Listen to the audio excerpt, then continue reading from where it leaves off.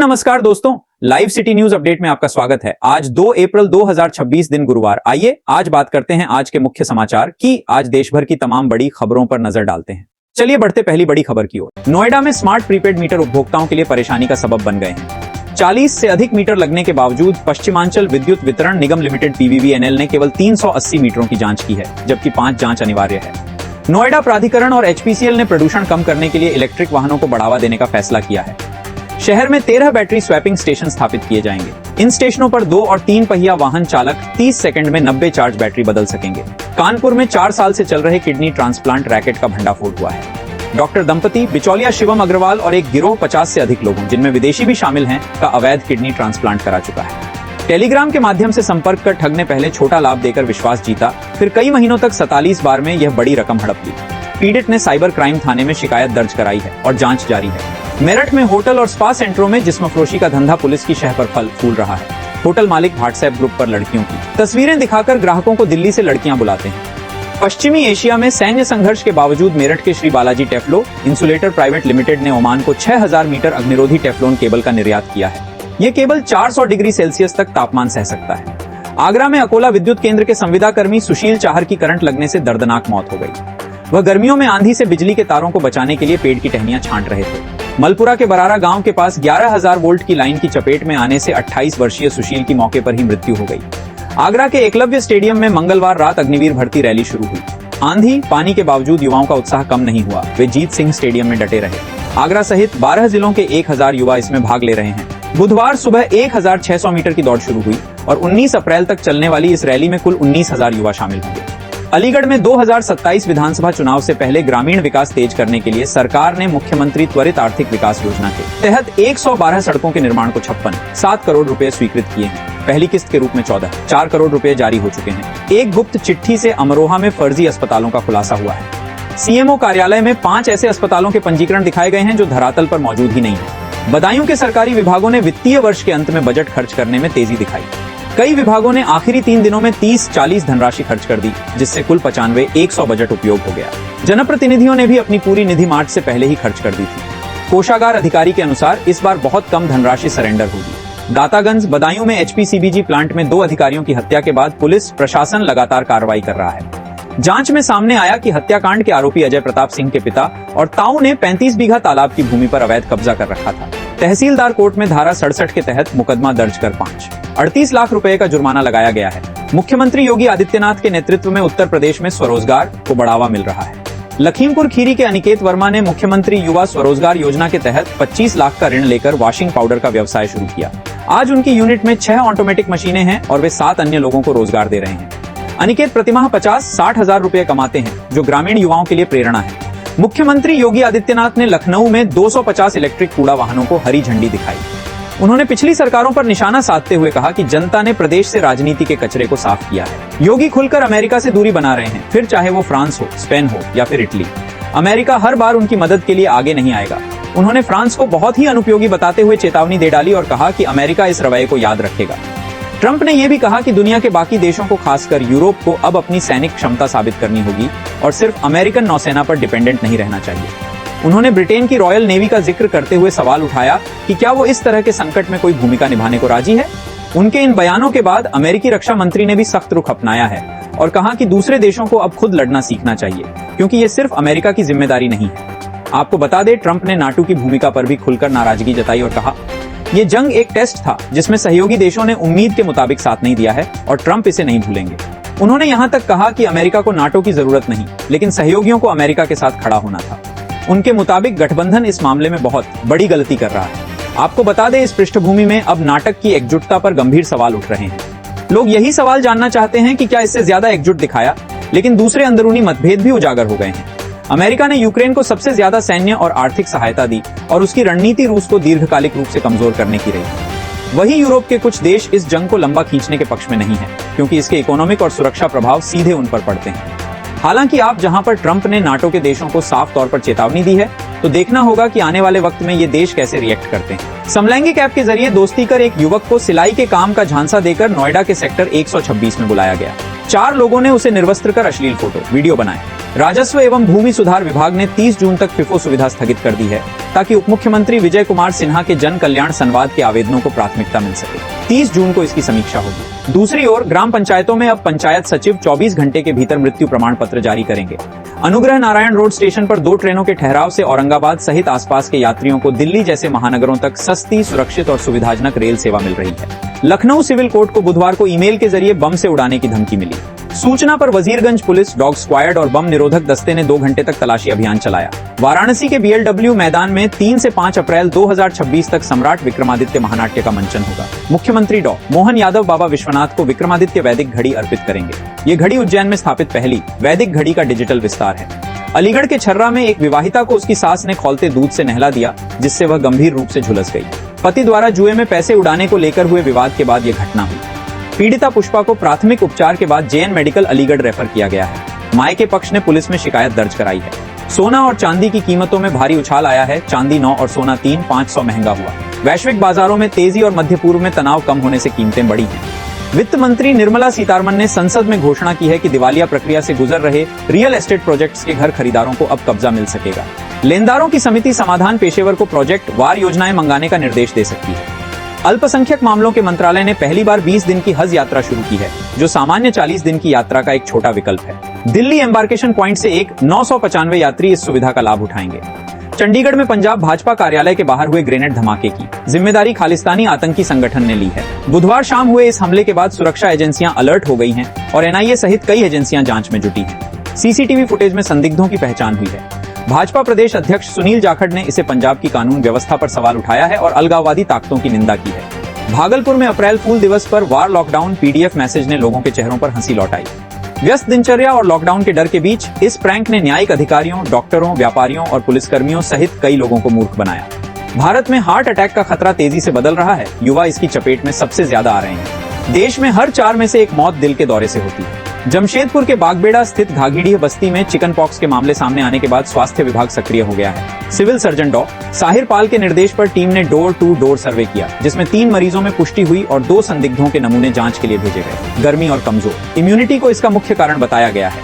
विभाग ने लोगों को स्वच्छता और सावधानी बरतने की सलाह दी है।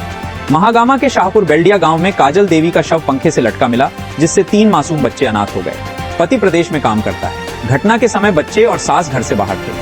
पुलिस ने शव को पोस्टमार्टम के लिए भेजा है और घरेलू विवाद सहित सभी पहलुओं की जांच कर रही है। बिहार कांग्रेस संगठन को मजबूत करने के बजाय सामाजिक समीकरण साधने पर जोर दे रही है। 40 से 53 किए गए संगठनात्मक जिलों की संख्या अब 60 तक ले जाने की चर्चा है। मध्य प्रदेश की राजनीति से इस वक्त की बड़ी खबर सामने आ रही है। दतिया से कांग्रेस विधायक राजेंद्र भारती को MP MLA कोर्ट ने करीब 25 साल पुराने धोखाधड़ी मामले में दोषी करार दिया है। कोर्ट ने उन्हें IPC की धारा 420 समेत कई धाराओं में दोषी माना है और फिलहाल उन्हें तिहाड़ जेल भेज दिया गया है।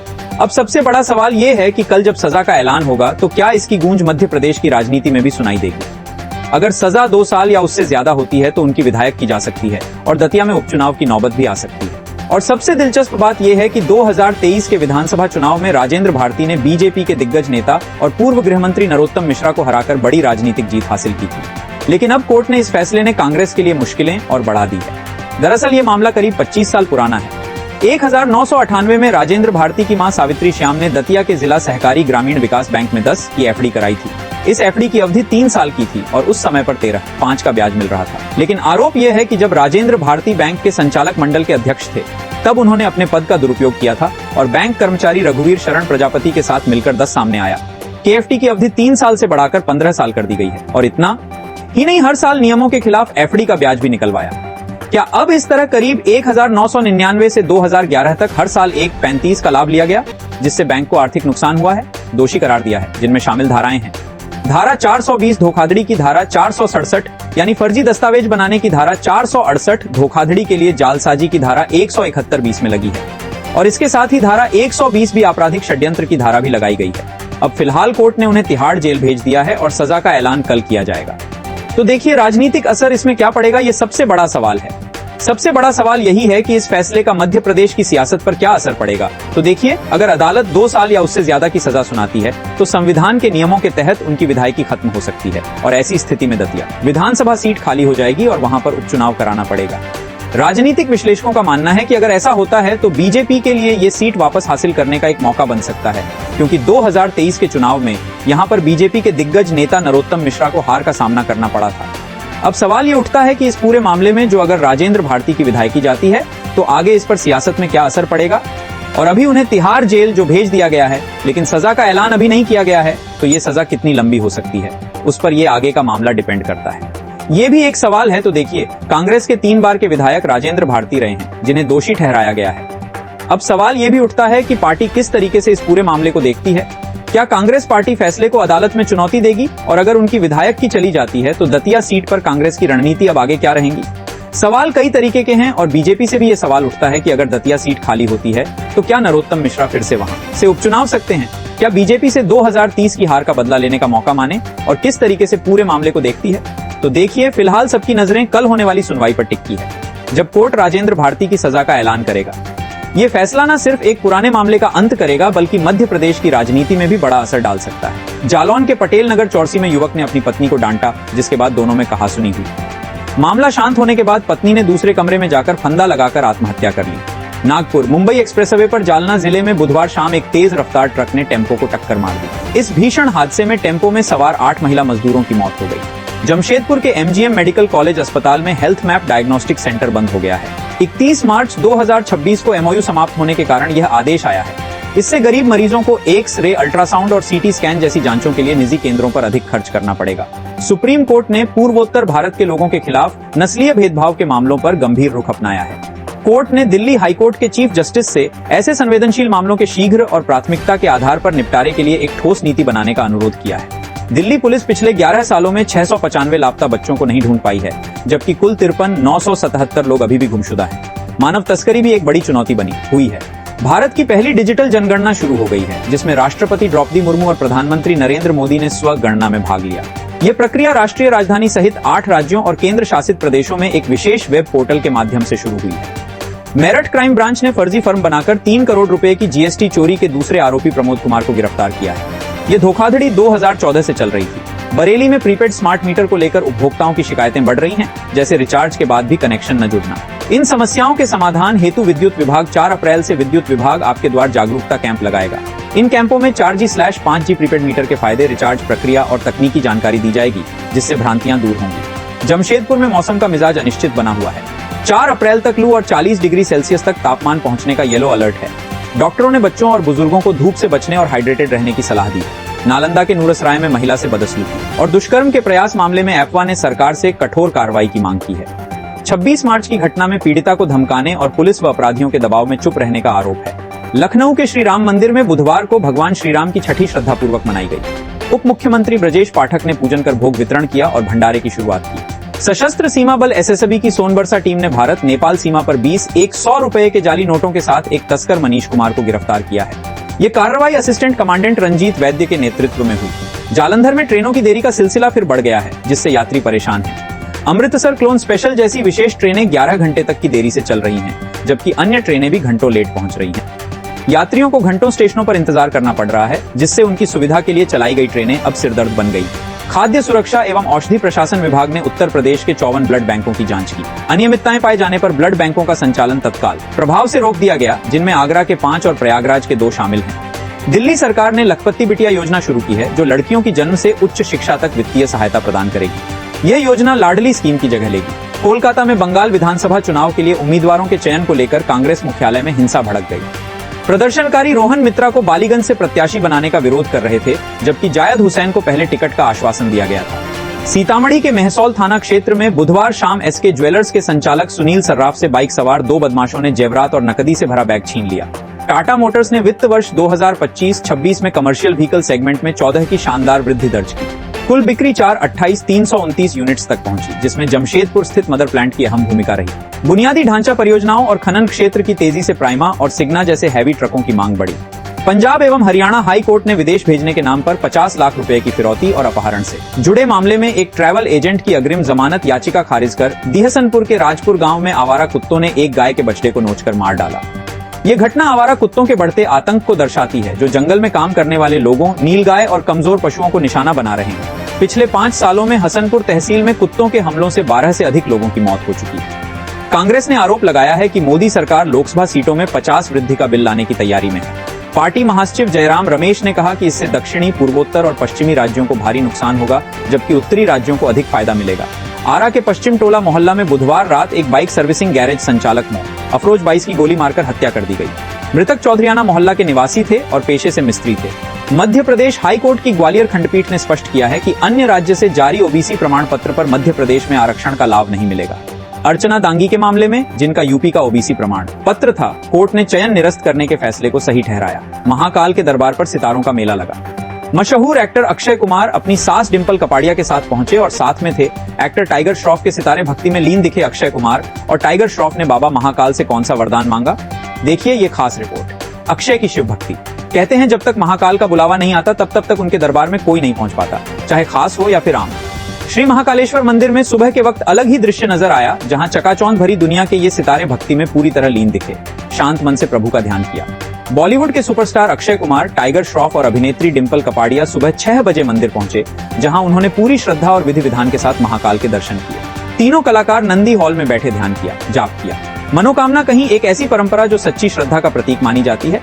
अक्षय ही नहीं, टाइगर श्रॉफ ने भी मन्नत मांगी। उसके बाद तीनों ने गर्भगृह की तहरी से भगवान महाकालेश्वर ज्योतिर्लिंगों को जल अर्पित किया। सितारों के साथ सेल्फी और एक झलक पाने के लिए फैंस भी बेचैन नजर आए। तो क्या यह भी मांगा गया कि बाबा भूत बंगला सुपरहिट हो जाए?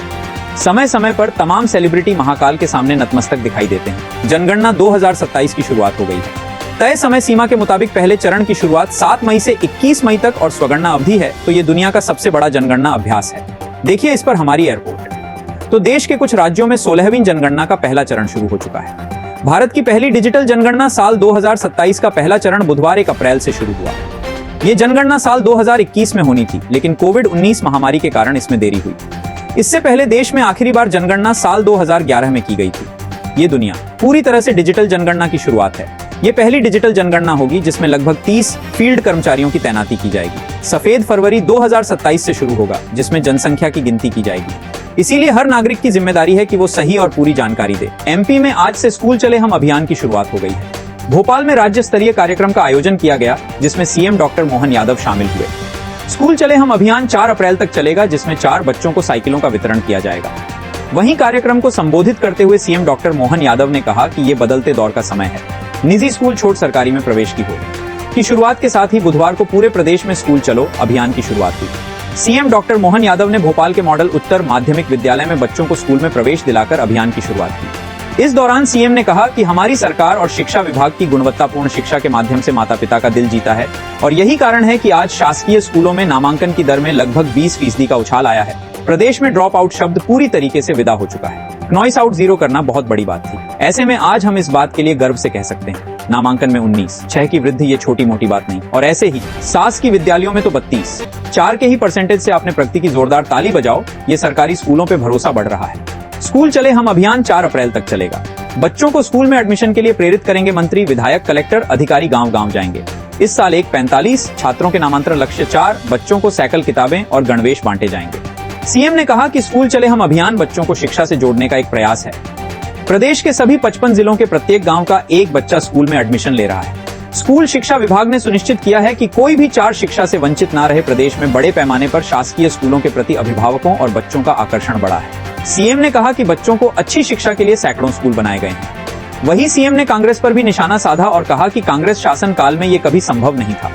अब तो बहुत बड़े पैमाने पर पूरे प्रदेश के अंदर बच्चे सांदीपनी विद्यालय में आने के लिए प्राइवेट स्कूल भी छोड़ रहे हैं। हजारीबाग में एक मां ने बेटे की सलामती के लिए अपनी 13 वर्षीय बेटी की बलि दे दी। अंधविश्वास और अवैध संबंध के चलते मां, उसके प्रेमी और एक भक्तिन ने मिलकर इस जघन्य अपराध को अंजाम दिया। पंजाब के मुख्यमंत्री भगवंत मान ने हिमाचल प्रदेश द्वारा लगाए गए एंट्री टैक्स पर कड़ी प्रतिक्रिया दी है।